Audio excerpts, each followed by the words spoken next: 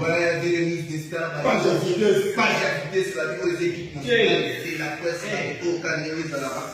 Naïe, mon collègue, 190 000 abonnés. 190 000 abonnés, et là, on nous a confirmé avec force, les gars, à la caille, on est chez nous.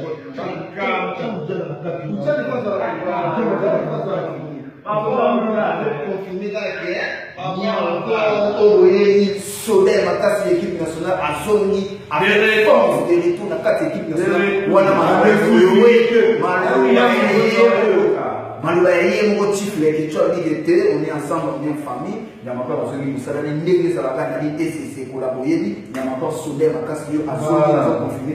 Batutu équipe nationale va s'initier. Pour avoir ça, Soudan, ma casse, que perdre le Soudan côté les janvier tellement de capitaine de l'équipe, mais les Avaïens derrière mon coach par le dit, il y a Alex Dickens, Nadim et c'est pour la Isaac Parker, ma casse, ma bébé, qui est encore lié aux zombies. J'ai chaud, Jana, bah le bisonnier sur Gabon. Jana, aux Amacamouniens encore, il faut la plus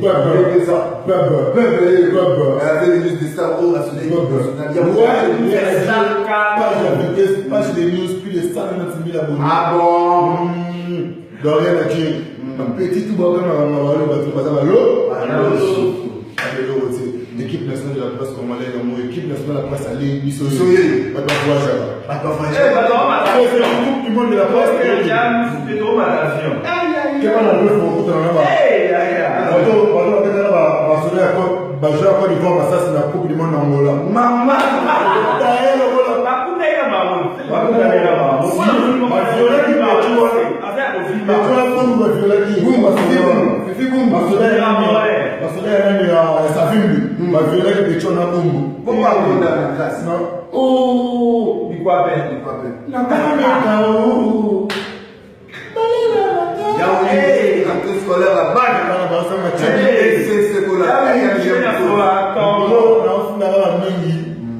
Mokonzi gola biana. Aïe, on est Makambu.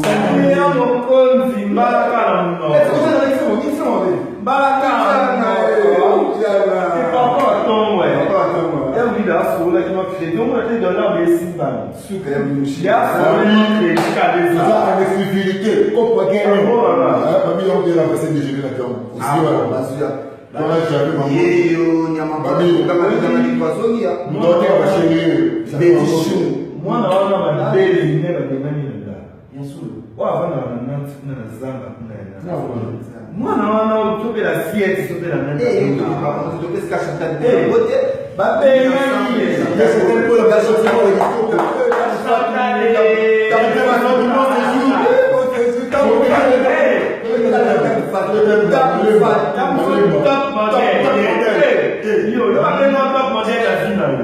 Moi c'est des temps.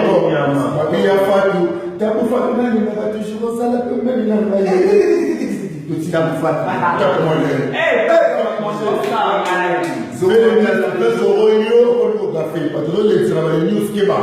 Bon, quand tu n'as pas j'ai cette attention. Attention! Tu vas pour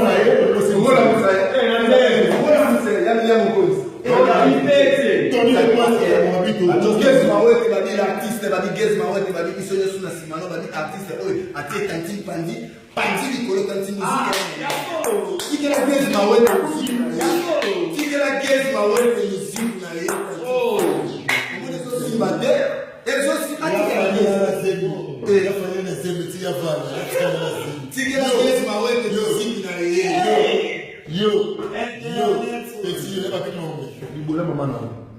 générique du boulot. Allez, c'est petit. Petit bleu dans du boulot, maman non.